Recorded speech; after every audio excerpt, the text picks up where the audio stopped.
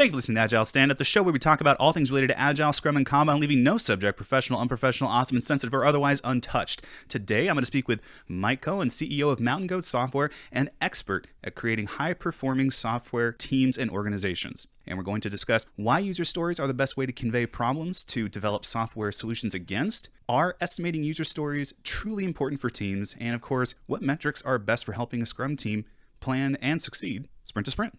Well, thanks, John. Let's leave nothing untouched, right? So, there you go, man. All right, Mike. So first one is, why are user stories the best way to convey problems to develop software solutions against? I know I've got a few things, but I know you're the guy, so. Well, I'd hate to say one thing is the best thing in all cases. I think user stories are the best thing for a lot of teams, but if the product does not have real users, I wouldn't write user stories, right? So user stories are good when you have users. I think they're the best thing when you have users and the users' needs differ in significant ways. If you're building something that doesn't have users, or if you're building something where the users are essentially all the same, then I think other techniques, in particular I'm thinking about job stories, would be a good technique in that situation. User stories are really good for the vast majority of teams because they really get out the three things that I think are important for any sort of requirement statement, which is who, what, and why, right? We start out with a user story, and there's who wants it, what do they want, and why do they want that thing? And those are the three essentials. Let's go back to the point where you talked about user stories are not good if you don't have actual users, because then there are those technical stories where it's like, I want to, maybe you're writing for APIs or whatever. So you mentioned job stories, and I got to be honest, it's one thing that I haven't really done or heard yet. So could we talk about that a little bit? Yeah, job stories are really interesting. They started at a company called Intercom. And Intercom, at least to my knowledge, is a company that invented or at least popularized the idea of the little chat window in the bottom right of a website. And so think about Intercom having a meeting going, let's write the features for our users. Who are our users? And the answer is going to be anybody in the world, right? Anybody in the world could have a chat window on the bottom of their website. And so thinking about their users doesn't really work when you have 8 billion potential users. And so what Intercom decided was more important was thinking about the job to be done. What is the feature that's necessary? And so just like user stories, they have their own little syntax. And the syntax there is when something happens, I want this, so that, right? And the same type of thing. So it's basically taking the user story and replacing the as a user part with a when statement. And, win some situation, I want this. So from an acceptance criteria point of view, is that the same, or do you need acceptance criteria for that? Well, the acceptance criteria wouldn't really change. So a job story to me is really useful whenever you're writing those user stories and you keep writing down as a user, and then you start going, why in the world am I writing as a user all the time, right? We've all been there on situations, right? Because there are some things that your system does that it doesn't matter who's doing this, right? Every user of the thing does this. I don't need to think deeply about the user. When you find yourself in those situations, that's why that other technique, job stories, can be very helpful. So I love user stories. I think they're great. And to be honest, I use them more often than job stories. But other systems, job stories are the absolute way to go. Are there any other types? Because now I'm excited because I've heard of user stories. I've done it. I teach about it. Everything that's cool. But what else? I mean, job stories, are there anything other derivation or anything? There's a few other variations I've written about. So first off, I don't ever want to think about everything as a story. I mean, I just think about backlog items, right? To use, Scrum's popular. PBI. Yeah, PBI, right? So Scrum's got the vocabulary. So I think about product backlog items. And so job stories, user stories. I do a fair amount with an old Agile process called feature-driven development. And they had a technique called features.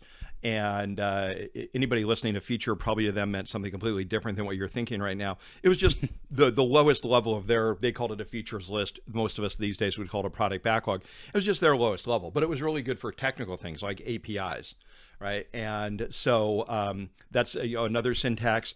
There's an idea out there. I just came across this one recently. I want to look into a little bit more, and I really feel horrible because I want to give credit to whoever's idea this was, but an idea of an improvement story. And an improvement story was to say, we have this, I want this, right?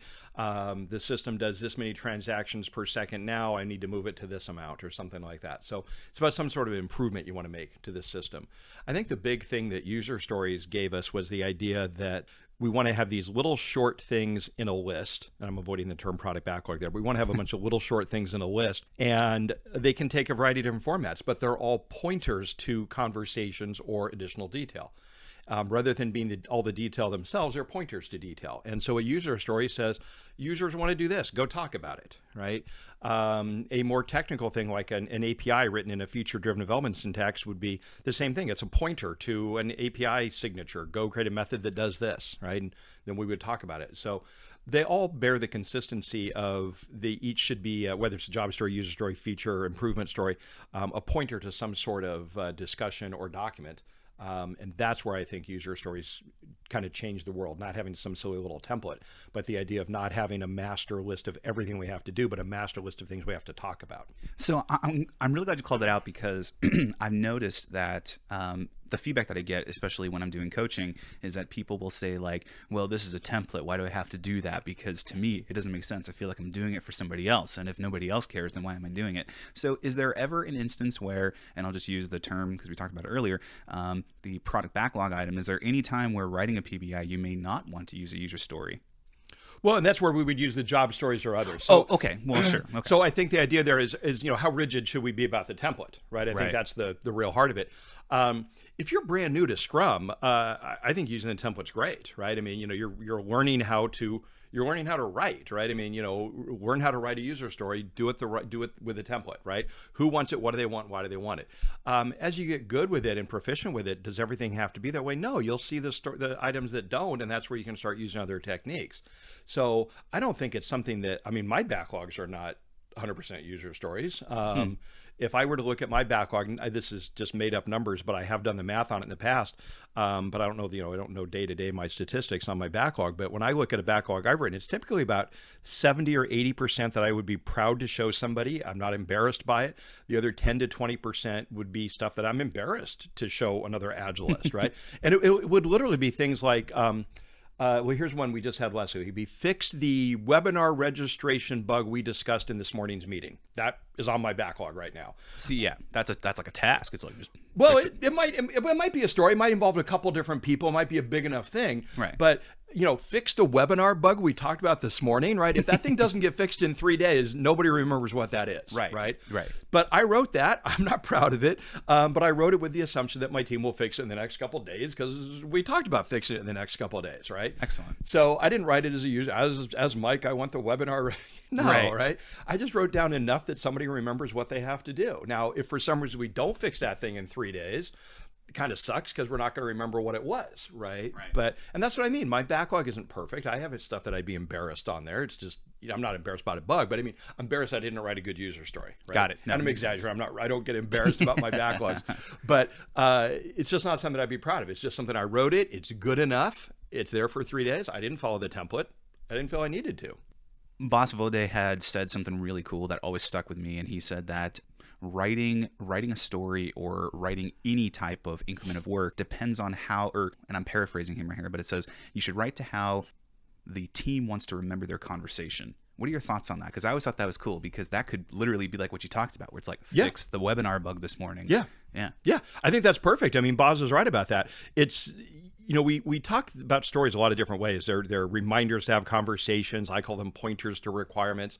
And you want to write it in a language that's going to remind you of the conversation you had.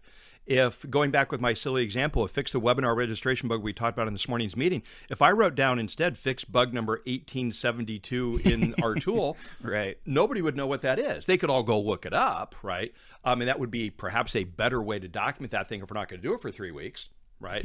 But if we're going to do it in the next 3 days, write the thing that people are going to remember. So using that language is what's important. That's, I think, you asked about the benefit of stories. I think that's one of the benefits with stories. I love this. I'm a big Beatles fan. I love all sorts of music, but I love the Beatles. And Paul McCartney told a story about how he and John Lennon decided to use a lot of personal pronouns in their songs. And this was just, it was a very conscious, very deliberate decision they made, that they wanted people to relate to their songs better. So you think back to early Beatles songs, it's like, she wants to hold your hand, from me to you, right? And they put a lot of pronouns in those songs as a way of helping people relate to their songs better. It wasn't just something that just happened. This was like, Paul McCartney sitting there like diabolically deciding to use pronouns, right? Right. And it worked, right? And there's some very serious academic research on this where somebody looked at and the article is called something like prevalence of personal pronouns in top 40 songs before and after the Beatles. And somebody looked at like how many pronouns before the Beatles, after the Beatles, and it's dramatically higher. And I got a blog post that I just wrote on this with like the percentages of how many pronouns in the songs and stuff like this. And I mean, it's phenomenal. And that's just strictly because people can relate to it more and people are more excited to hear about that. Yeah, I mean, I do an exercise in one of my classes where I'll have people tell a story, and then we'll come back tomorrow, and this is just so silly, but I'll come back the next day and go, "What story do you remember?" Like the one I told, right? Well, when you drop the Beatles, I'm going to remember the story. I mean, of course. Well, I bet you will. Right? No, right. I mean, and that's and here's a very serious test for any of your listeners. Think back on the podcast a week from now, and what do you remember? And odds are, well, Mike mentioned something about the Beatles. Why were Mike and John talking about the Beatles? Right. You're not going to remember the details, perhaps, but it was like, yeah, Paul McCartney did something diabolical. What was it, right? That'll be what people remember. He made a backwards recording on Abbey Road is what he did. Yeah. Didn't he die? But they won't remember all the specifics. I mean, somebody might remember, Mike mentioned something else stories or some other type of stories, work stories, or what were those called? Right? Job stories, right. But they're not going to remember that, but people will remember the weird little stories, right? And that's where I think user stories are beneficial, right? Because they're in first person. They start out first person. You read a story like, as a premium member of the site, I can do such and such. And your mind instantly goes, I'm a premium member, right? You hear the Beatles song, She Wants to Hold Your Hand. Awesome. Who is she, right? Right. We just relate differently when it's that way. And it could have been you that said this, but there's one thing that I do also remember now that you mention it. The reason why we use user stories is because humans are such great storytellers. Yeah. Was that you that said that? I have written about that. Yeah. Okay. Yeah. So that's a super cool quote that I will always remember as well. So the next thing that I do want to talk about is estimation, which is, I know, super exciting stuff, right? But it is for me. Well, I like it too. And to be honest, it's something that I talk about quite a lot and get questioned on. And I have I didn't create it, but I do the fruit basket estimation thing quite often with my teams, which is super cool. You've heard of that, I'm sure. That's the most effective thing that I've seen so far. But on to the question is, are estimating user stories truly important for teams? And I know this is a big one, but just the act of estimation and then the result as well, having an estimated user story. Are they important for teams? No, absolutely not. Are they important for some teams? Yeah, absolutely. Estimating there's three benefits to estimating. There are three reasons to do it. One reason to do it is so that product owners can prioritize, right? If the product owner is looking at a story and has no clue how long it's going to take, they can't possibly prioritize. The product owner may make a guess on their own, but they have to. Somebody's making an estimate to be able to prioritize. Second, we do it so that we can make long-term predictions. How much can we have done in 3 months? When will I be done? Stuff like that. So, and then the third benefit, it's not a compelling one, but we get smarter. Just the act of estimating. We get exactly smarter, right. Yeah. I would never do it just for getting smarter, because a better way to get smarter is actually go build the thing, right? But you do get smarter by estimating.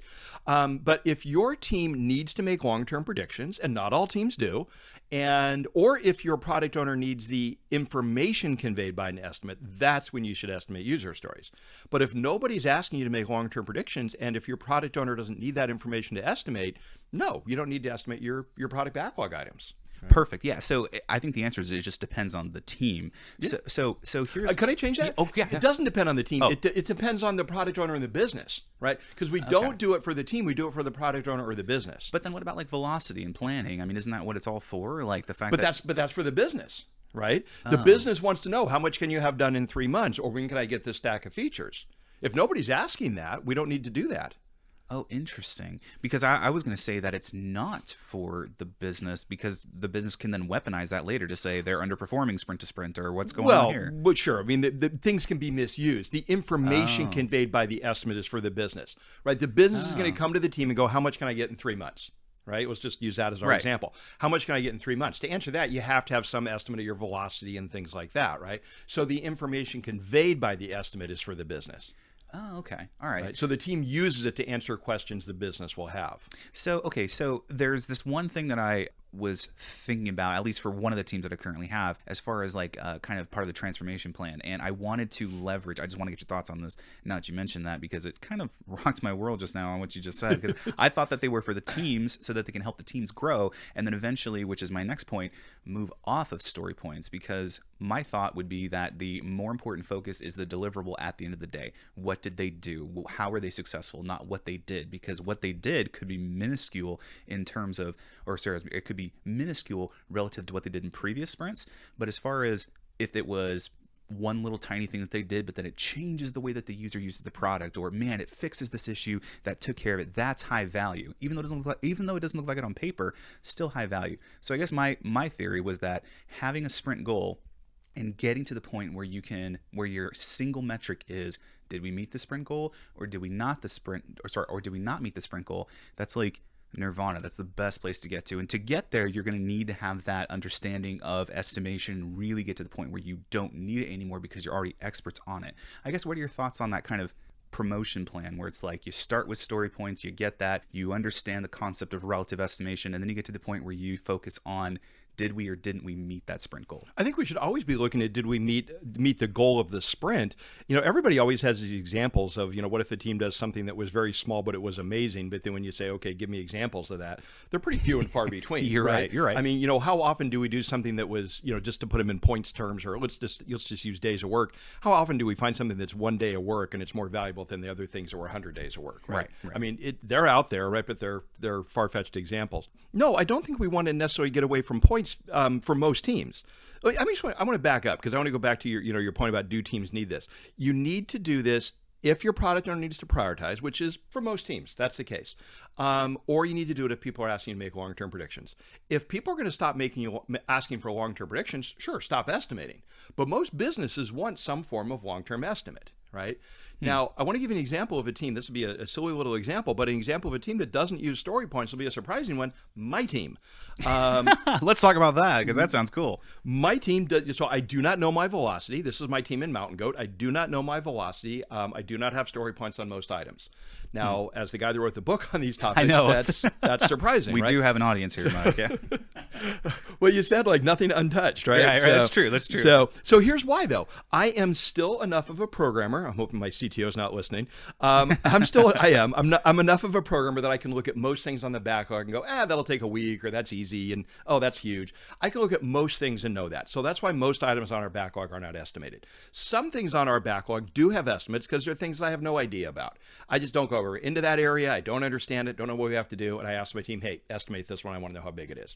And so I'm just making this up, but a third of our backlog probably has estimates, right? And they're the third of items that I, as a product owner, needed to have the information conveyed by the estimate.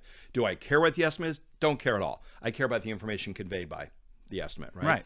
Now, also, my company, we're a small company, Mountain Goat Software. Nobody is asking us to make long-term predictions. Nobody is saying, when will you have the new feature on your website? We don't make front page news if we're late, right? So we don't have to make that type of promise. Back when we were doing contract development, that's how my company got started. Absolutely, we had to make promises to people, and we got very good at estimating with story points to do that. That is not our world today. So I do not know my backlog. I do not know the number of story points on most stories. Right. But I can get by with that because as a somewhat technical person still and product owner, I can look at most things and go, that's easier. That's going to take a long time. And nobody's asking us to make long-term predictions. But if you have a team that is continuing to make, let's ignore the product owner prioritizing part, because the big part is being able to make long-term predictions. If you have a team that's going to continue to make long-term predictions, how much can I get in 3 months? Being able to say, I don't know, but we'll meet our sprint goal every time, that doesn't tell the business anything. That's true. I guess you're right. In that case, it doesn't. Right. Okay, so then is it foolhardy then to say what I said earlier, which was, hey, measure the success of the deliverable. Like, did it make those sales? Did it make that customer happy? Did it secure retention?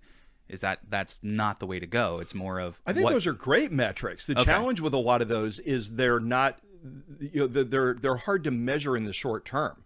Right. That is true. We talk about things like, let's say we wanted to, let's say you and I are going to go out and measure the most productive Agile teams in the world. And we want to figure out who's the most productive Agile team in the world. We're going to name a big prize. Right. We'll chip in 50-50 and we'll give them a big prize, a pizza on us. Fair deal. But here's how we could do that. We would measure the amount of ROI returned by those teams, right? Did they work on good products? Did they make a good amount of money for their company? But we'd have to do that over, the next 10 years, right? The next 10-year return on investment, and now we know which team was the most productive, right? They added the most valuable features over that period. But I don't have 10 years to spend measuring a team to know, did they do good work? this year, right? So measuring a team's productivity or efficiency is easy if we're willing to say over the very long term, but we're looking for stuff that's more immediate feedback. And so things like, did we meet our sprint goal is very easy to latch onto, and it's a great goal, but I don't even want a team to make its sprint goal every sprint, right? Think about a team that makes its sprint goal every single sprint. They're not trying real hard. Right? Oh. A good team should, I'm going to use the word, but I don't want to use it. I'm going to use it once. I'm Right, going to let you hear me say it once. A good team should fail to meet its sprint goal occasionally, right? All That's right. not a failure. The right? F word. It's not a failure. Well, the F word. Yeah, The F word, right? You have to put a warning at the front of the podcast. But, think about, I'm a big basketball fan, and, think about basketball players, right? They don't shoot the ball and go, oh, I failed. I'm like, oh, I shot the ball and I missed, right? I don't call it a failure. And then you read the box score, and it says field goals, which number of baskets made, and field goals attempted. Right? It doesn't say field goal failures, right? And so I want the team to be like a basketball player. They shoot the ball. They expect the ball to go in, right? They expect to meet the sprint goal. But a good basketball player, I don't care how good you are, you're not making every shot, right? And so I want the team to go for it and know they're not going to make it every single time. Now, the challenge there, and you bring up management earlier, management can't yell. Right. Management yells at, Steph Curry, you only made 80% of your shots. Right. That's a problem, right? So then it sounds like this. Like, I totally get I'm picking up what you're laying down, man. But let me just throw this out here then. It sounds like what you're saying is that, yes, story points can be weaponized because it's always my absolutely. Fear. Okay. Absolutely. So, but the story points will let the business know what can be done within a certain amount of time, and it is a very fast ROI. Basically, it's, hey, you know what, we spent 3 months on here and this is how much we got done because this is our metric that we've chosen to use, which every team is different, and these are our story points. Now I feel like it's almost a partnership at that point because it can be, and maybe I'm just really being pessimistic about this, but because the story points can be weaponized, you also need to have the management have an understanding of, hey, you know what, this is what we're doing, but don't use it against us. Is that true? Is that a conversation that you need to have either as a coach or not? Or to successfully use story points, you need to make sure management is not going to use them against the team. But I mean, is that a conversation that you have, or is it just like an understanding? Okay. Yeah, it's a conversation. But I mean, I would never do something just because something could be weaponized, right? What can't be used against the team? Right? Yeah. I'll normally have that conversation two ways. I go, look, you can use velocity as a weapon against your team. Increase velocity or I'm going to fire you. Right? Go say that. But if that's your style, let's sit down and come up with 10 other ways to attack your team, right? That don't ruin velocity, right? It doesn't have to be, let's find better ways to antagonize your team. It doesn't have to be velocity. Right. And it could be the name of your team, Well, print out memos and leave them in the printer about how you're going to outsource the whole project to India. Right? Oh, God. Just right. Leave them there for people to find, right? I mean, do some other evil stuff. But the conversation, I mean, people talk about it being a conversation. I've never had it be a hard or impossible one. I go to management, I say, look, here's how I have the conversation. Look, we're software people. We suck at estimating. We suck at estimating. We've given you estimates in the past. We've always been wrong. We've figured out why we've been wrong. The reason why we've been wrong is that we have looked at things and we've merged together the ideas of size and duration. Right? And effort and duration. And what we're going to do is we're going to separate those. We're going to estimate the effort involved in doing the thing. We're going to call those story points. You'll hear that term. Don't worry about it. I'll come back to it. Again, I'm talking to the boss. Right. Don't worry about that term. You'll hear about it. And that's the effort involved in doing something. Then what we're going to do is we're going to figure out the duration. That's what you care about, boss. You care about the duration. Will it take 3 weeks or 3 months or 3 years, right? And I give the example, and here's where this is just so easy. I give the example of reading a book, right? For me to estimate how long it will take in time to read the book, I have to estimate how big is the book? How many pages? How big is the print? Is it dense? Is it easy? Right? And so I start with an estimate of the effort to read the book. And I say, oh, the book's 400 pages. It's Harry Potter. It's 400 pages, right? And then I think about how fast I read. And I might say, well, I bet I read, 60 pages an hour. I'm done in 6.5 hours to read the 400-page Harry Potter book. But I had to separate those. I had to do the estimate of the size, the effort, and then the estimate of the duration, right? And bosses get that when I talk about books. And I say, look, if you overemphasize the reading speed of your team, what's your team going to do? Well, they're going to read books with bigger print. They're going to read easier books, right? They're just going to change what they read. But what about the other elements of complexity on that? Because I see exactly what you're saying about the book, but a book, I am reading English and whatever language you're in, but I am reading the book, and then I terminate, basically I get to the end of the page and then I flip the next page. But as far as if we were saying that like each page is a PBI or enhancement Sure. or something like that, that would indicate that each of those enhancements are going to be the same, right? Or am I hearing you wrong? I think I know where you're headed, but I would probably not say each page. I'd probably say something like each chapter, right? Because each page is not, each chapter's, this one's 20 pages, that one's 30 pages. Gotcha. Okay. Right? I'd look at it more like that. And that makes more sense because each chapter in that sense is a portion or a section of the book, as opposed to a page. Like one page can be really amazing, one page can be like, or it's those pages where I want to read 20 pages tonight. My instructor said I have to read the next 20 pages, right? And then you love it because you get the one page that has 2 lines on the page, right? Right. And you're done, right? Or the pages in Harry Potter, well, it's all dialogue, right? And it reads faster. Right? Yeah, it does. Right? Yeah. So, if you see it in italics, it's yeah. But the key is in estimating something like that. If we just think about reading Harry Potter, you'd want to estimate, how thick is the book? What size print is it? Is it something that's enjoyable? Am I reading in English, right? Suppose I ask you to read the book, but it's in a language you don't read. Right. Right? You're going to take you That'd longer. be a little, right? Yeah. But those would all be factors. Right? And that would be how you would estimate that. Interesting concept, because I'd never ever thought about the book thing. Remember, I did the fruit basket estimation thing. Well, and the book is nice because there's multi-factors to it, right? And this is where people go wrong with points, because with points, they'll often say points are complexity, right? No, points are not complexity. Points are the amount of time something will take as influenced by the size of the work, the volume or amount of work, the risk, the uncertainty, and the complexity. Right. Okay. I was going to say, because that's what I say. I say that it's the 4 things. It's risk, uncertainty, complexity, and volume. Volume of work. Yep. Volume of work. Okay, cool. All right. all 4 things, but they're all mixed together. Correct. Right? Yeah. You have to consider all of them in order to develop that. Right. Okay. Because I've been telling everybody that. Just between podcasts aside, I've been telling everybody that, Mike. And I'm glad to hear we agree. You got it right. A lot of people don't. Well, think about if all we estimated was complexity, right? I'd want to look at Harry Potter and go, well, it's not a very complex book. Right? That would mean that reading the first Harry Potter book, which wasn't very long, versus reading the last Harry Potter book, would get the same estimate. Right? They're the same complexity. They're both just novels, kind of young adult novels.